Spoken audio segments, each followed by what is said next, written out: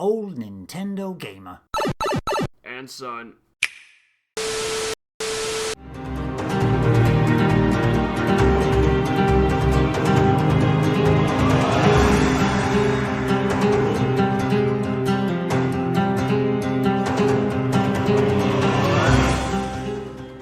So, Nick, what have you been playing? Well, first of all, I should say that I've been playing quite a lot of Animal Crossing recently, and I decided to undertake a massive infrastructure project, which was a very, very bad idea. And I've decided to redesign my town and move some stuff around, and I think I've had the same layout since May, and everybody's been where they are since May, and I've decided to put my villages closer together because I'm quickly running out of space, and I've let my flowers get extremely overgrown, and just the sort of, it's so dull just going around and digging up flowers and selling them, because you can only carry a certain number of them, and you have to dig each one up individually and then cover up the whole. And yeah, it's been taking me a long time. I've moved 2 houses so far, and I've flattened some land and raised some land and shuffled around some rivers, and it's not easy. It takes a while, but hopefully when it's done, I should have a lot more space. I think I might move the shop as well. And I got some new art yesterday, or the day before yesterday, which was nice. I bought some turnips this morning for the first time in a long time, so yeah, I'm still enjoying Animal Crossing to some extent. Dennis visited the other day, and I visited Bowser Bachelor and got my first shooting star, I think a week or 2 ago. So yeah, some new stuff. But what I wanted to talk about today was Doom 2016 on the PC. I've been playing. I started on the Switch, and I got to, I think, the 5th or 6th level on the Switch. I played for about 5 or 6 hours, and I've finished it in the middle of the week or early in the week on PC, and my feelings on it overall are very, very mixed. And I'm trying to figure out why, and I still can't quite put my finger on it, because I think in the first part of the game, definitely up to before you get into hell, I think this is probably one of the best first-person shooters I've ever played, and it really reminds me of the N64 era of shooters, like GoldenEye and Perfect Dark, purely because of the amount of secrets hidden and the sort of collectibles that you can get and the sort of multiple different paths through each level. I'm not thinking about it from a gameplay point of view, just purely from a level design point of view. I think the level design at the beginning of the game is absolutely fantastic. And, I've spent a lot of time in those early levels trying to 100% them. I have done most of them, finding the little dolls, finding the lever to open the arcade or the original Doom level, and I've done pretty much all of them 100%, and I found all the sort of upgrades and stuff like that as well. But I just think that once you get into hell, the game just turns a little bit, and I really like the design of that sort of space station on Mars. And I think the levels are varied enough to be interesting as well. Yes, you're in a space station, but there's a little bit of variation. You get to go out and all that. Yeah, you get to go outside. You've got the sort of foundry, which is the sort of industrial level with all the fire pits and stuff like that. And then you got outside of that, and there's the huge sort of things in the sky that you have to jump across. So there is a little bit of variation there. You got laboratories and stuff as well. So even though you're in one place, there is a lot of variation. But then as soon as you get into hell, to me, it's all the same. And I don't know why we needed that many levels set in hell. And the more you get towards the end of the game, the more it's just these insane challenges with hundreds and hundreds of enemies. And the level design sort of takes a hit. It becomes more like, here's the path through the level.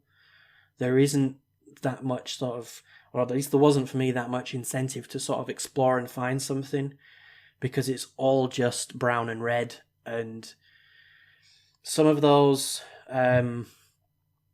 challenges where you have to fight waves of enemies, it just became really tiresome. Or the locked off challenges that you can enter separately, yeah? Oh, the sort of the rune challenges. Yeah, is that what you mean? The rune No, challenges? I mean they I were killed okay. them. Some of them were a little bit difficult. Maybe some of them were too difficult. I found some of those very tricky. Yeah. But I mean that's a separate challenge. I mean, there's like 4 or 5 levels in a row when you're in hell, and there's nothing to differentiate them from each other, and it becomes such a slog, and yeah, those sort of. You go into the next zone and you see, oh, it's an open space. That means like loads of enemies are going to appear and I'm going to be here for 15 minutes trying to fight them all. And I really dislike some of the enemies that eventually start appearing later in the game. There's these sort of like, they're kind of similar to rhinos. They charge at you and they are extremely tough to kill and they do a lot of damage when they hit you. And like, if they come at you from the side or from behind, you can't see them, you just get, like, smashed. I hate the ones which sort of float, the big, like, mouth, eye sort of blob things that shoot. Cacodemon. Yeah. Like, it becomes really, really overwhelming, which is fine. Like, that's what the game's supposed to be about. But a lot of the time, I found myself getting stuck. And, like, an enemy would sort of trap me between itself and the wall, and I couldn't move backwards, I couldn't move forwards, I couldn't jump quickly enough, and I would just die. And eventually it just became too frustrating, and it just became too samey, I spent 2, 3, 4 hours just going into the next room, killing a load of enemies, and then moving on. And I feel that the game was far too long. And I think all of that sort of end section could have been condensed down into a couple of levels. It didn't need to be sort of 6 or 7 or whatever it was. And I eventually finished it, including going back and sort of finding extra secrets and extra collectibles. It took me 16 hours to beat the game on PC, which, if we take away the extra time I spent, is probably over 10, probably around like 11, 12 hours. And I feel like the game would have been so much better if it had been sort of 7 or 8 hours. And that whole final run was just a little bit shorter. I really liked the boss battles. I thought they were great. Really unexpected as well. When I think the first boss battle is at the end of the hell level, the first hell level. And that huge guardian. Is he called a guardian? I can't remember, but it was a lot of fun. And, you're just there with the chain gun, like, absolutely railing him and dodging his attacks. And then there was that took me a fair few goes to get past him. Yeah. A couple of the boss battles were really tricky, but they were definitely learnable. Like, there was a certain pattern. Yes, yeah. So it wasn't too bad. Like, when I died, I was always like, I wasn't quick enough, or I should have moved there instead of there. So I never, like, got really frustrated with the game. That I thought it was very fair, and really, like, all of the boss battles were really cool. The one where you defeat one enemy and then 2 appear the same, I was like, what? Like, I killed him, and then I thought, oh, that was really tough, and I was on like 15 health or something, and then 2 of them appeared. 2 of them come down. Like, okay, I'm gonna have to start this again. But yeah, like the game and like the mechanics, movement, shooting, the weapons. Everything is so good. It feels so good. Like, I have been using a controller. Maybe I should have been using a keyboard and mouse on PC, but I got used to it on the Switch. And because of the sort of kind of sluggish nature on the Switch, with it being 30 FPS, when I plugged in my Xbox controller and let it run wild on 60 FPS, it just felt so good. So I didn't feel the need to use the mouse and keyboard, because I felt that everything was extremely responsive on the controller. I've been playing it in 1440p on full settings. It looks absolutely stunning. Like, even though it's 4 or 5 years old now, still looks incredible. But it was a really sort of disappointing end to the game, and it kind of it soured me a little bit, because I'd enjoyed it so much at the beginning. I guess it's kind of similar to Halo, that the opening section of the game, it just feels so good, so fresh, familiar, yet with so much new stuff, and it's just too much. I think they tried to stretch it too much at the end, and I couldn't all of those hell levels at the end, I was like, I don't want to do this anymore. I want to do something more interesting than just walk around in this place, go to a big stage and fight a lot of baddies. So still great. I'd still would highly recommend it. And I think it was just such a nice marriage of modern stuff with the sort of really old school design, level design. And I do want to 100% it. I'm very, very close, but I think it's probably going to be a while before I go back to it. I think I've, like, that last sort of stretch, I did the final 3 or 4 levels at the beginning of this year, and once I'd done them, I was like, I just put it down. I was like, okay, I'm done with Doom. Maybe I will go back and try and get a few more achievements later. I would like to start Doom Eternal as well, but I'm a lot colder on that now than I was. From what I've seen as well, it looks like it's more of that kind of attack, fly, and there's a lot more faster movement, and you can use a chain gun, like a grapple hook and all that as well. The combat seems a bit more like the later stages of Doom. Yeah. Take a break. Yeah, definitely take a break. I mean, I got Eternal when it was very cheap in a sale, so it's there. But yeah, I wasn't really expecting to be so disappointed by the end of the game. And it's not bad. It's not bad. It just was too much for me. I just got tired of doing the same sort of thing over and over again. But how did you feel? Because I know you beat it 100%, didn't you? Did you feel the same, or did you have? I not as bad as you, but yes, they did. The hell levels were long, and when I got to hell, I thought, "All right, this is the final push," and it just keeps on lasting and lasting. And by the time you get to that, the big guardian, whatever the first time, the first time, and you think, "Oh, this might be the final boss," and then it goes on again. It didn't feel like a slog to me, but it did feel it's overstayed its welcome, maybe a little bit. But I love the game. I loved those room challenges. Yes, some were incredibly difficult, and how many times I had to do some of those. I think I can't remember whether you had to chain so many together or something, or keep the chain going.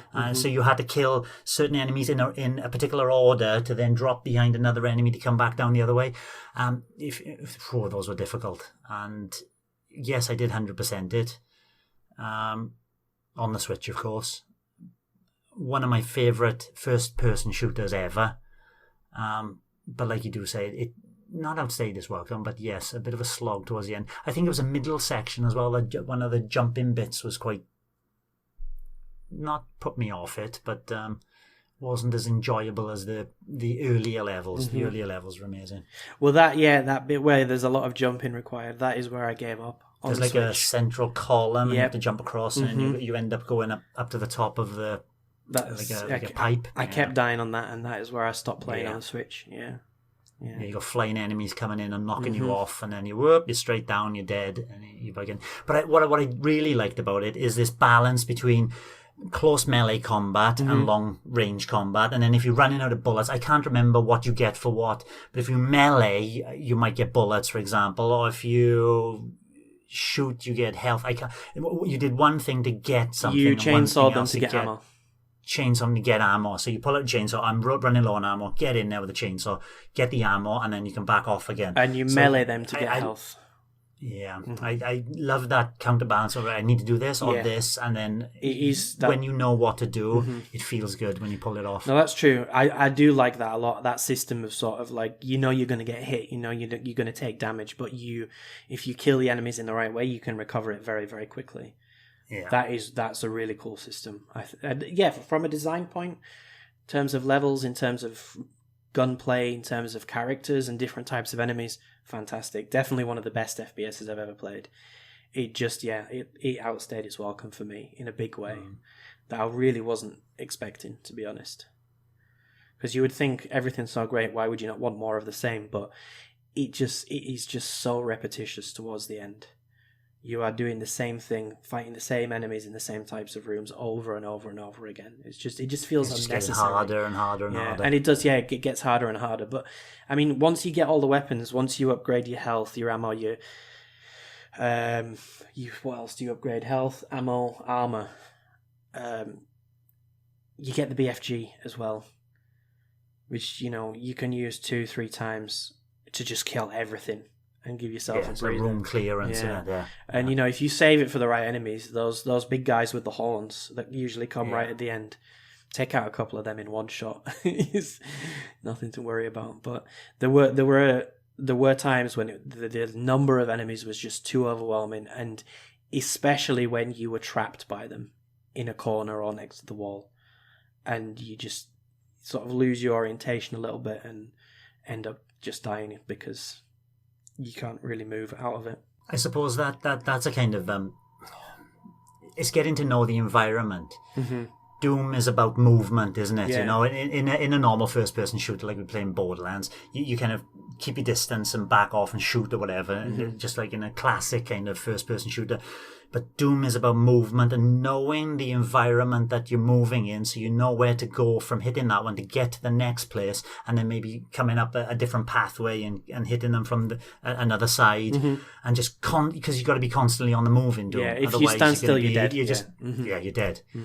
Because you've got to be killing enemies all the time to regain that health and the ammo, of course. And so when you walk into a kill, like you say, an open area, and you think, oh, this is another kill room, and everything closes behind you, you can't get back out. The first time you play it and you don't know that area, it's even more difficult. Sure. You've got to get to know that environment and know where you're going to get stuck as well. There's a couple of places on Hell I can remember. There's like a big staircase as well, and if you drop off the back of it, you're going to get stuck somewhere that you don't expect. So knowing your environment is very important as well. Oh, yeah. This is the Doom podcast. So it's a great game. It's a solid game overall. Yeah. Oh yeah, fantastic. I think I'm going to have to give Eternal a little bit of a wait before I start it. But I've spoken to a couple of people who've played it on Switch, and they say even though it runs good, it's just not a great game. The both people that I know who've got it have been disappointed by it, and they've both sort of given up after a few levels. Even though they say the port is very, very good, there's just something about the game that's not that interesting. So I'm quite surprised because Eternal got quite a lot of praise when it originally came out, didn't it? So yeah, a lot, and they both say that Doom 2016 was better. So that's quite interesting.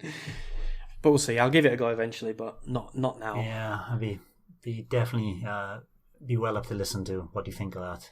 But obviously in a while. Mm-hmm. Thanks for watching, and don't forget to hit the subscribe button and give us a like if you've enjoyed our content. You can also check out our other great content on Twitter, Facebook, Instagram, and the N-E Café podcast from all good podcast providers. Just follow the links in the description below.